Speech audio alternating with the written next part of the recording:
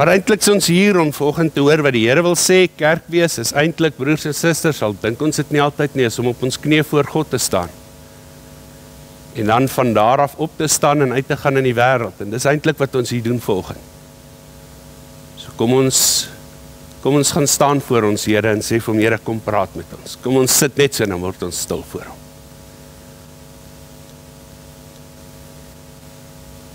Soos 'n blom na die son draai en soos riviere na die see toe loop en soos 'n boom na die hemel opreik, so skape agter hulle herder aanloop, so rig ons hart op die Here. Kind van God, rig jou hart op die opgestane Here. Amen. Broers en susters, dit beteken soveel meer as wat ons net hoor, want dit beteken dat as 'n boom ophou groei na die son toe, dan stagneer hy. En as iets stagneer, dan hou hy op lewe, en as hy ophou lewe, dan gaan hy dood. En as ons as mense nie ons hart op die Here rig nie, as ons as mense nie vra, Here, maar wat sê U nie, dan sal ons geestelik doodgaan. Daarom kom ons rig ons hart op die Here. Kom ons volg hom na. Kom ons wees wat hy wil hê ons moet wees. En as ons dit dan bely, as ons sê, Here, dis hoekom ons hier is. Ons is hier omdat U die sê oor ons lewe het, dan sê die Here, ek met jou groet. En daarom genade en vrede van God ons Vader, die heerser oor lewe en dood. En genade en vrede vir jou van Christus wat uit die dood opgewek is, die eersteling van die wat gesterf het. En genade en vrede van die Heilige Gees, ons Here en ons lewendmaker.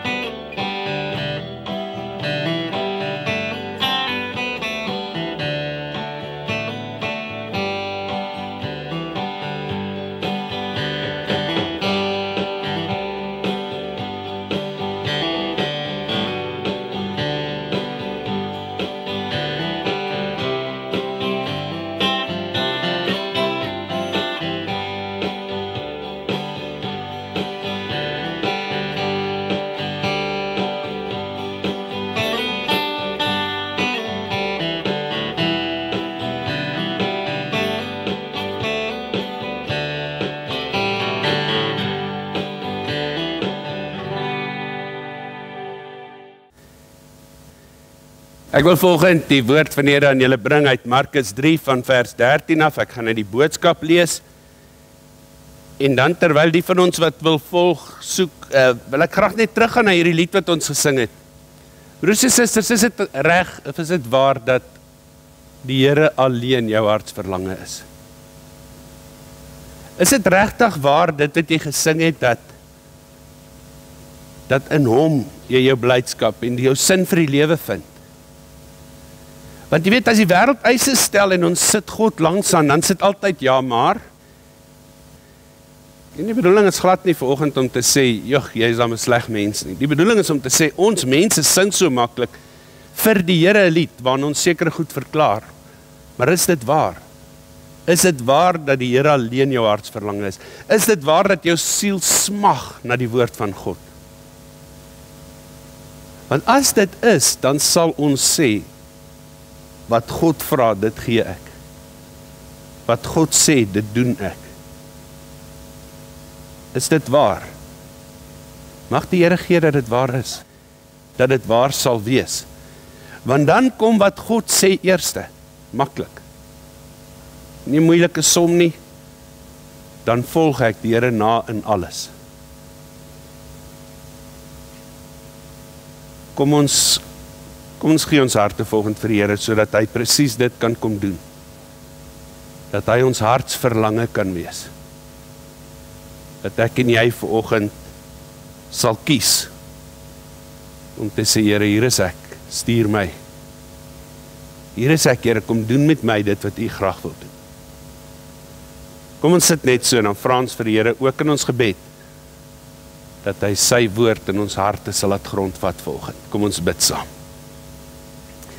Here ons God, U in wie daar geen duisternis is nie. Ons wil vanoggend vir die dankie sê dat al is ons lewenspad baie keer so donker, dat U ons altyd genoeg lig gee om ons pad te kry. Soos die son elke oggend die skadu's van die nag verdryf, Here, so verjaag U eindelose genade altyd weer die donker van ons sonde, sodat ons sin in die lewe kan raak sien. Maar Here, om hierdie lig te beleef, moet ons in U lig bly lewe.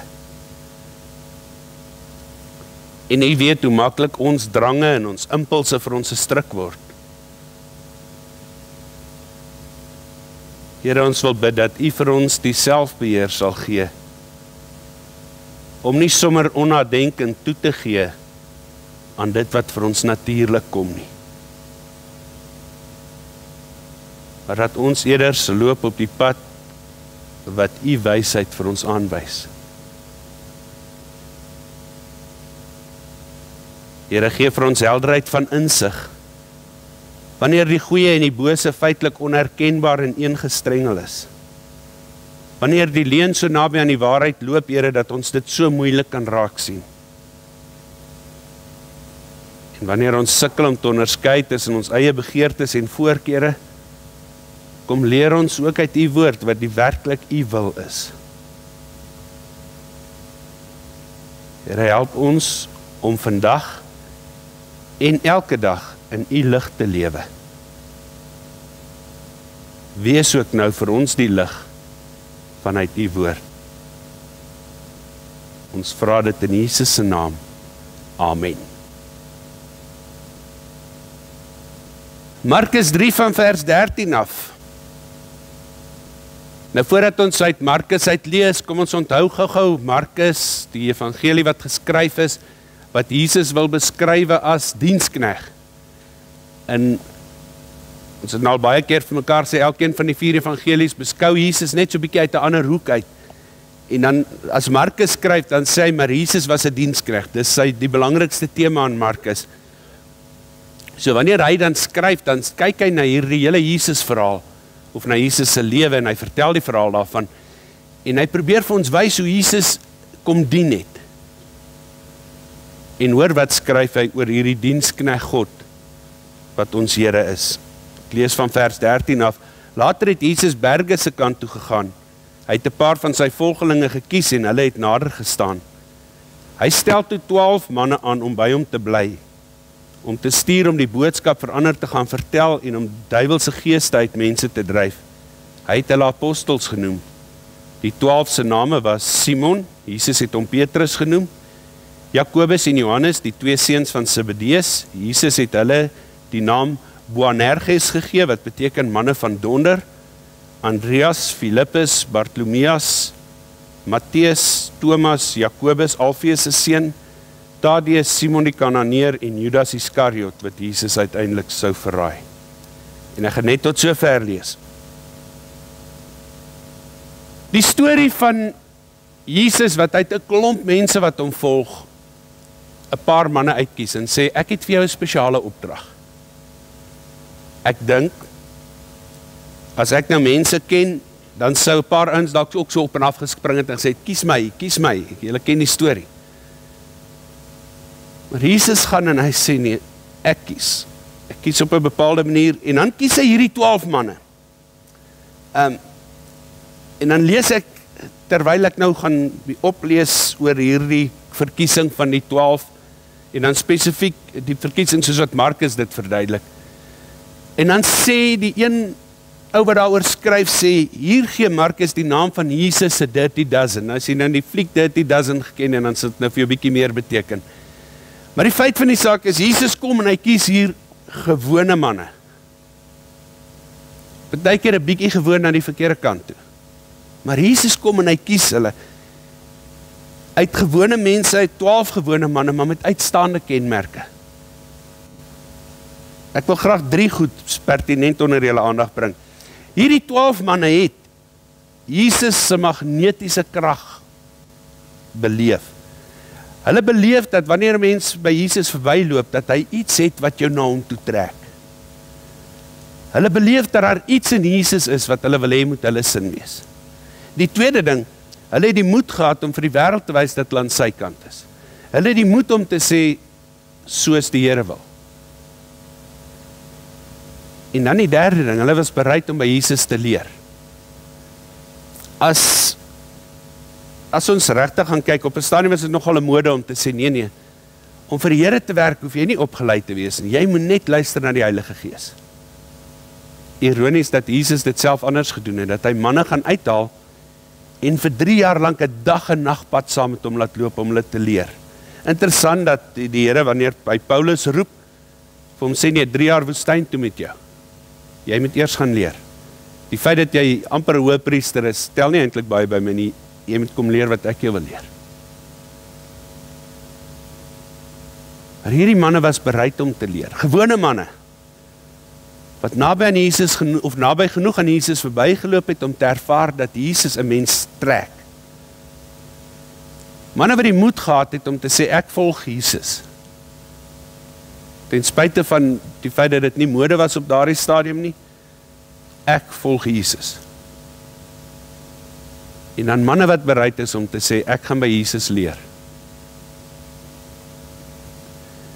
Nou, julle weet mos nou al dat daar's 2 strokies prentreekse waarvan ek baie hou. Asterix en Peanuts, dis my manne. Daar's kwai teologie ingebou in hierdie goed. Dit maak 'n mens 'n baie ryker mens as jy hierdie goed lees.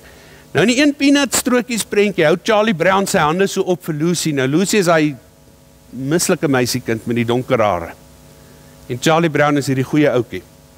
En dan sê Charlie Brown baie trots, hy het bietjie gaan dink oor dinge, en dan hou hy sy hande so uit vir Lucy, en dan sê hy, hier's hande wat eendag groot dinge gaan bereik. Hierdie hande kan magtige brûe bou dalk. Dalk kan hulle siekes genees.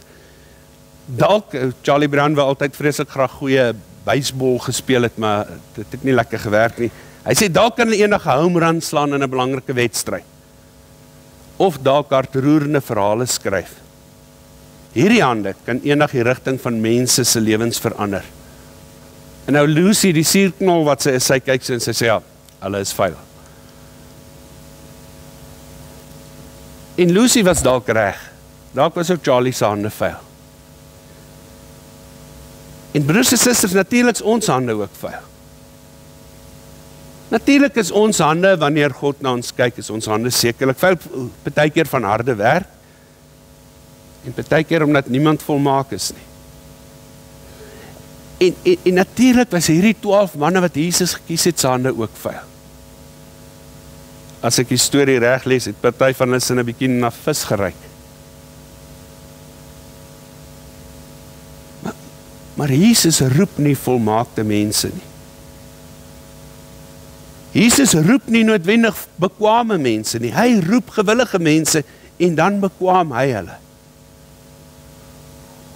As jy vanoggend in hierdie kerkgebou sit en jy besef nie dat God 'n roeping op jou lewe het nie, is jy nie dit beteken dit nie dat jy nie volmaak genoeg is nie, en dit beteken nie dat jy bekwaam genoeg is nie. My broer en my suster, dit beteken doodgewoon volgens God, dat jy nie gewillig genoeg is nie.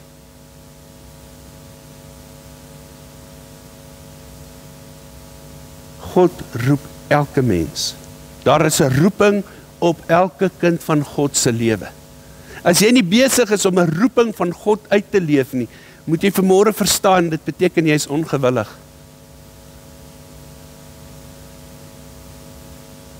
Want hierdie manne was vissermanne en doodgewone mense en die Here het hulle uit elke deel van die samelewing gaan roep. Nie een van hulle het hierdie verskriklike teologiese opleiding gehad nie, maar hulle het dit gekry.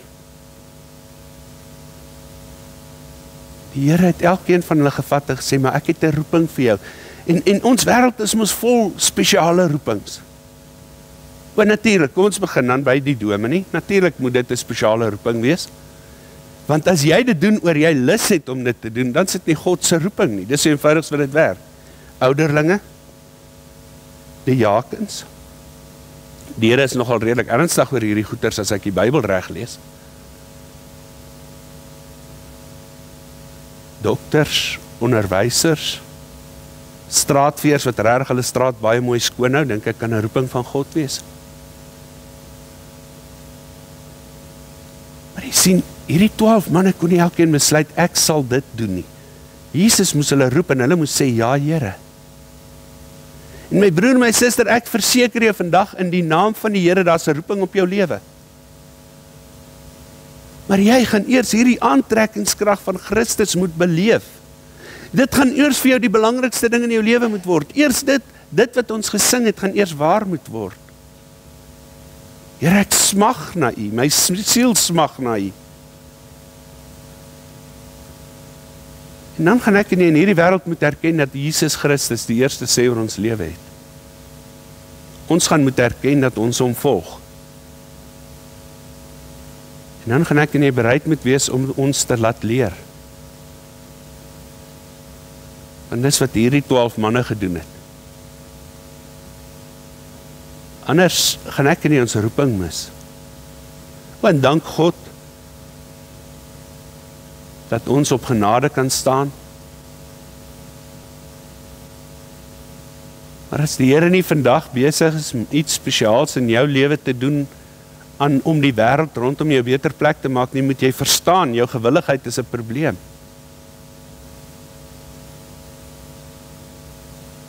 Want dis waarvoor God ons gemaak het, om in hierdie wêreld sy beeld uit te dra. Om in hierdie wêreld dit so anders te maak. Ek wil graag vir julle ietsie lees. Ek lees 'n briefie wat aan 'n kerkraad gestuur is. Een van die kerkraadslede kom met hierdie brief daaraan en hy sê, hierso, broers, ons moet hierdie lees. Dit is 'n brief van die kerkraad gerig en dan staan daar aan die voorsitter. Geagte meneer, ek verstaan u kansel is leeg en ek sal graag wil aansoek doen om die betrekking. Ek het baie kwalifikasies. Ek is al lank 'n suksesvolle prediker en geniet ook redelike sukses as skrywer. Party mense sê ek's 'n goeie organiseerder. Ek het al as leier opgetree op die meeste plekke waar ek al gewoon het. Ek is ouer as 50 jaar en het nog nooit langer as 3 jaar op een plek gepreek nie. Op party plekke is ek weg nadat my werk tot opstand en oproer gelei het. Ek moet erken dat ek 3 of 4 keer in die tronk was, maar nie weens enige werklike misdaad nie. My gesondheid is nie wonderlik nie, hoewel ek steeds baie kan uitrig. Die kerkies waarin ek gepreek het was altyd klein, hoewel meestal in groot stede. Ek het weliswaar nie goed oor die weg gekom met die ander godsdienstige leiers in die dorpe waar ek gepreek het nie. Trouwens, van hulle het my gedreig en selfs fisies aangerand. Boonop is ek nie baie goed met rekord hou nie. Dit is bekend dat ek al vergeet het wie ek gedoop het. Nogtans, as u my gebruik, beloof ek om my bes te doen. Die kerkraadslid wat hierdie briefie gebring het, sê toe vir die kerkraad, nou goed ouens, wat sê julle? En hierdie goeie kerkmense was geskok om 'n sieklike moeilikheidmaker, 'n verstrooide voormalige tronkvoël te oorweeg om te kom werk. En die Here se werk doen was vir hulle 'n bietjie ondenkbaar. Hulle het gedink hierdie ou is 'n bietjie af. Hulle het gedink die plek vir hom is een van daai hospitale met die rubbermuurpapier. Hulle dink nie, hy moet in die samelewing wees nie. Ou moet 'n bietjie van loetjie getik wees om te dink jy kan hierdie ou gebruik. En toe hulle almal nou hierdie menings gelig het, toe sê hierdie ou, hierdie brief is onderteken deur die apostel Paulus. En dis presies wie Paulus was. Hy kon sekerlik daarby gesê dat die keer wat hy moeilikheid gekry het, was oor hy vasgestaan het op dit wat die Here gesê het, en nie noodwendig wat die mense graag wou hoor nie. Dit maak nogal moeilikheid vir 'n prediker. Maar broers en susters, Jesus roep sy volgelinge om 2 redes, net 2 redes. Om by hom te wees en om in die wêreld op te tree as sy verteenwoordigers. Is jy dit? Loop jy so naby aan hierdie lig dat jou wêreld nie meer donker is nie? Is jy so naby aan hom dat jy vir hierdie wêreld kan wys hoe lyk Jesus Christus? En dis waaroor dit gaan. Dit gaan nie oor ander goeders nie. En dan as jy Jesus se verteenwoordiger is, dan het jy sy boodskap en dan het jy sy krag. En miskien is dit hoekom Christene kragteloos geword het in ons wêreld. Want ons tree nie meer met Jesus se krag op. As jy mense wil oortuig, is dit nie by 99,% ons manier om dan te sê, ja, maar onthou die mense. Is dit nie hoe ons werk nie?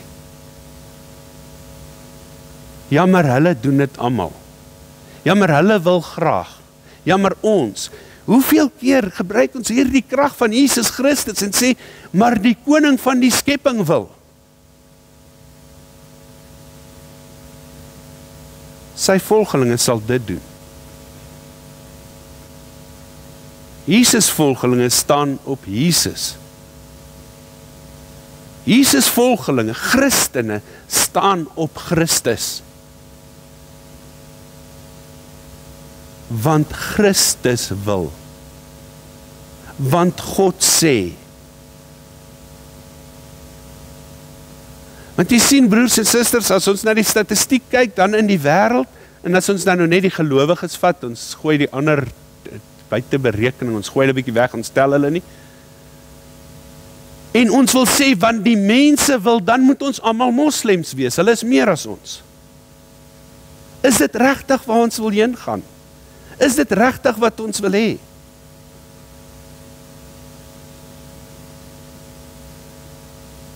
Ons kan dit nie doen nie, ons moet staan op wat God sê. Dis die humanisme wat sê, wat die mense wil. Maar my broer, my suster, ten spyte van wie wat wil, God wil hê, jy moet vir hom werk. Jy. Met jou vyande. Wil hy kom brûe bou, wil hy kom harte aanraak, wil hy kom mense genees, nie net liggaamlik nie, maar partykeer meer geestelik.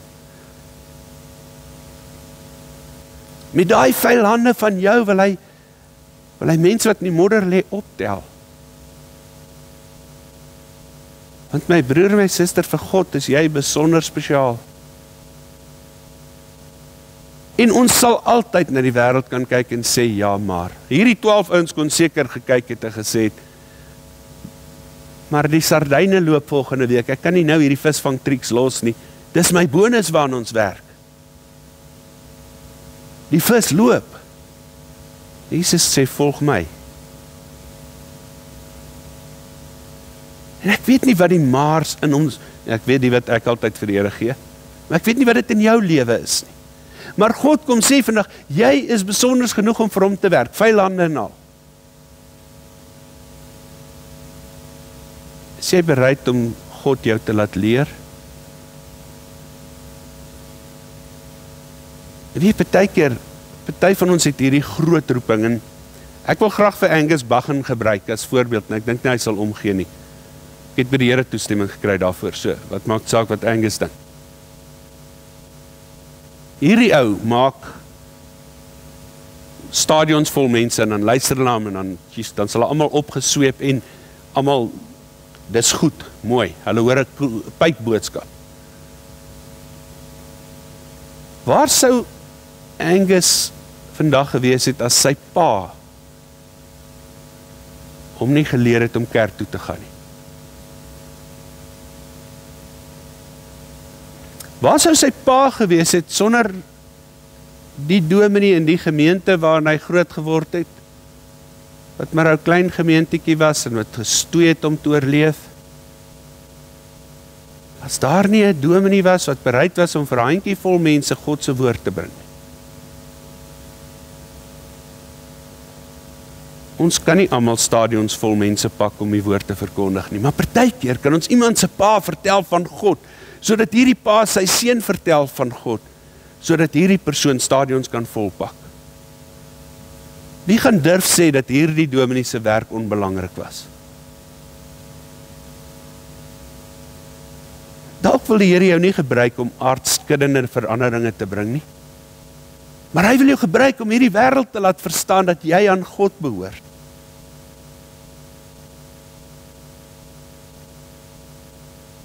Het jy al gesien as die hele wêreld van ons vra om iets te doen wat eintlik nie heeltemal so lekker reg is nie, wat so knap in die waarheid loop, maar nie die waarheid is nie. En jy sê, maar die Here wil nie eintlik hê ek moet dit doen nie. Het jy al sien hoe vergat ons mekaar se naam?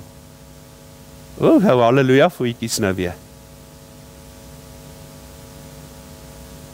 Hoe vernietig ons mense oor hulle durf sê, God is my beginsels. Laat hulle dit maar doen. Laat hulle dit maar doen. Maar daar gebeur twee goed. Die een is, dis baie duidelik dat jy regtig 'n volgeling van die Here is, want jy is bereid om dit te sê. En die ander een is, dat die tyd vir lieg en breek vir hierdie persoon verbygegaan het, want hulle is dit toe definitief nie. Die Here wil vanoggend hê, jy moet weer bewus raak van jou roeping. Dis eintlik wat hy gebou gehad het, ek moet vanoggend kom sê. Kind van God, wees weer bewus van jou roeping. En dis nie vir ou mense hierdie nie. Dis vir ou mense ook. En dis nie net vir kinders hierdie nie, dis vir kinders ook. En dis nie net vir die tussenin nie, maar dis vir die tussenin ook. Elkeen van ons het 'n roeping van God. Elke een van julle het iets wat die Here wil hê hy of sy moet doen. Maar dan moet jy naby genoeg aan die Here leef om te weet wat dit is, om sy aantrekkingskrag te voel. Dan moet jy die moed hê om vir hierdie wêreld te sê, ek is jammer, maar ek staan vir dit wat God van my vra. Dan moet jy bereid wees om hom toe te laat om jou te leer.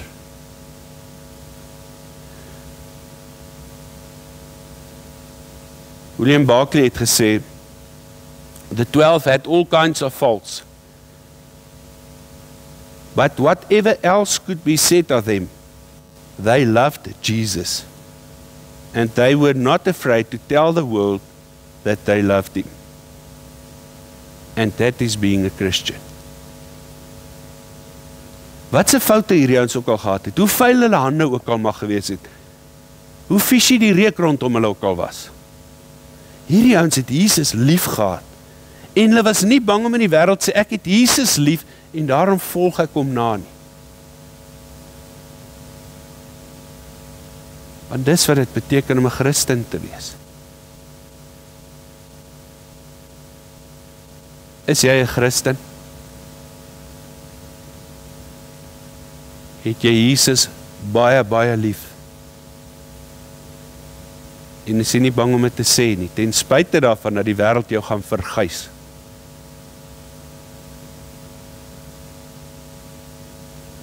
Dis waar dit gaan, dis die storie. Al die ander goed wat ons kan uitdink vanmôre, gaan afhang van of jy Jesus gelief genoeg het, om in hierdie wêreld te sê, dis wat ek doen.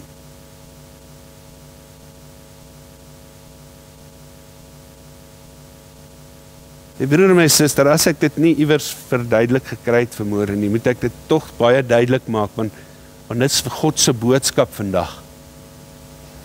Jy het 'n taak in die koninkryk van God. Jy is 'n geroepene van Jesus Christus om hom na te volg. En jy hoef nog nie bekwaam te wees nie. Maar jy moet gewillig wees. God bekwaam die gewillig is. Is jy? Is jy gewillig om te sê, Jesus is my Here?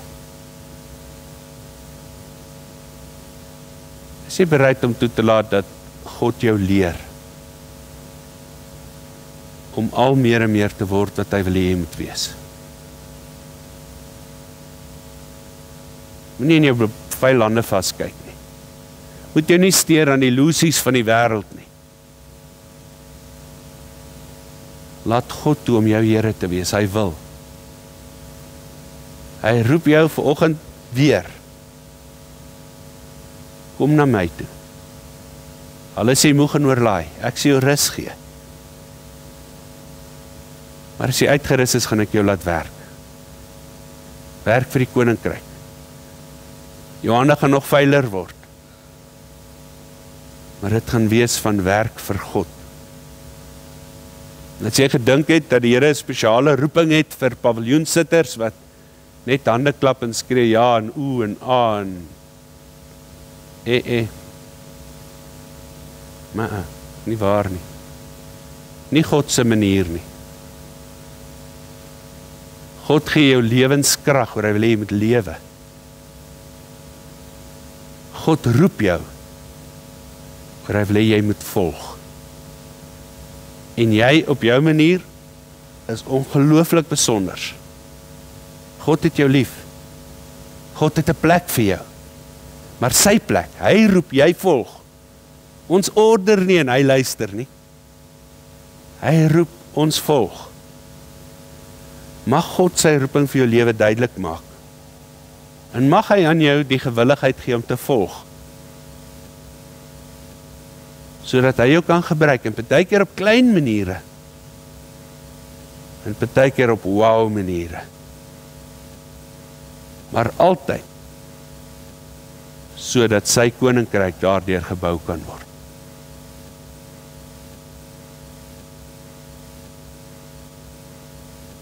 En as jy wonder oor jou roeping, kom ons gaan sit en gesels. Kom ons bid saam daaroor. Maar my broer, my suster, en hier's nou die onlekker deel van hierdie preek, as jy nie op grond van dit wat die woord van die Here sê, op jou knie gaan en sê, Here, wys my roeping nie, dan moet jy weet, daar's 'n fout met jou gewilligheid. En jou onwilligheid maak jou onbereikbaar in God se koninkryk. Jy moet dit verstaan, ons moet dit verstaan. Om te hoor wat God se roeping is, moet ek my ore oopmaak sodat ek sy roepstem kan hoor. God het 'n roeping vir jou lewe, so sê die woord van die Here. Kom ons gaan leef dit uit. Kom ons gaan wees dit wat hy wil hê ons moet wees. Mag die Here jou, so spesiaal as wat hy jou sien, so gebruik.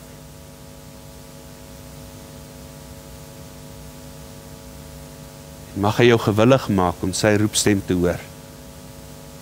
Amen. Kom ons bid saam.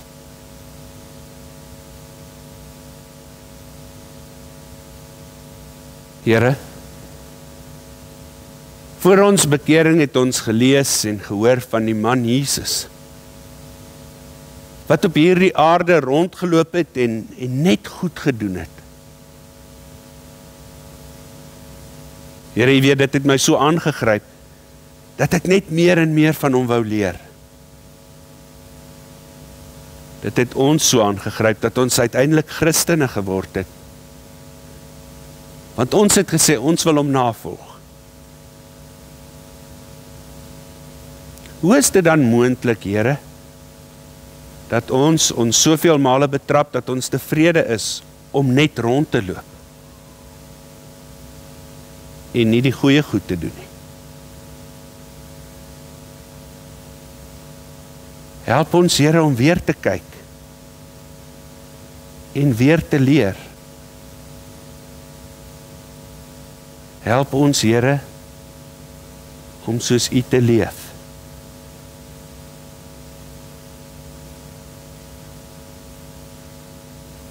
Want dis wat ons na U toe getrek het.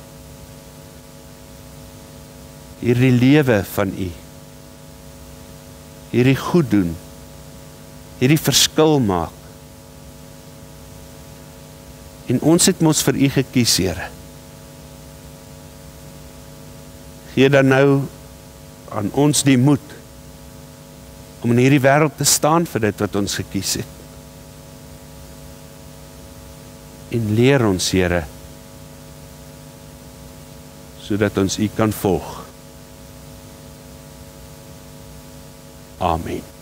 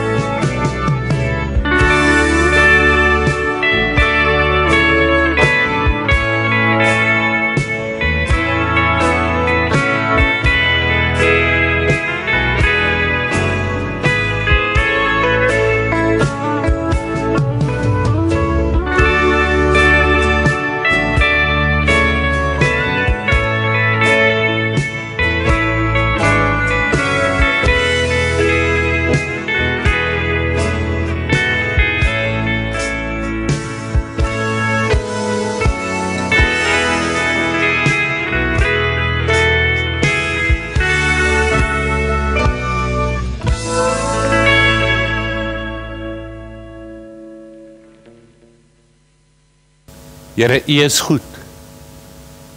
Help ons om ook goed te wees. Here, U het ons lief. Help ons om U ook lief te hê. Here, U het vir ons gegee. Help ons om met 'n goeie hart vir U terug te gee. Here, U is ons God. Help ons om God se kinders te wees. Dankie, Here. Amen. God het geroep en jy het geantwoord. Mag jy daarom die Here se seën in jou lewe ervaar. Mag hy jou die krag gee om by jou voornemens te bly. Kind van God, mag die Here jou seën met ongemak oor maklike antwoorde, halwe waarhede en oppervlakkige verhoudings, sodat jy uit die diepte van jou hart kan leef. Mag die Here jou seën met woede oor onreg, onderdrukking en die uitbuiting van mense, sodat jy kan werk vir geregtigheid, vryheid en vrede. Mag die Here jou seën met trane om te stort vir mense wat pyn, verwerping, honger en oorlog ervaar, sodat jy 'n hand kan uitreik en hulle pyn in blydskap kan verander. En mag God jou seën met genoeg van wat die mense noem dwaasheid, om te glo dat jy 'n verskil kan maak in hierdie wêreld, sodat jy dinge sal kan doen wat ander mense dink nie gedoen kan word nie. Amen.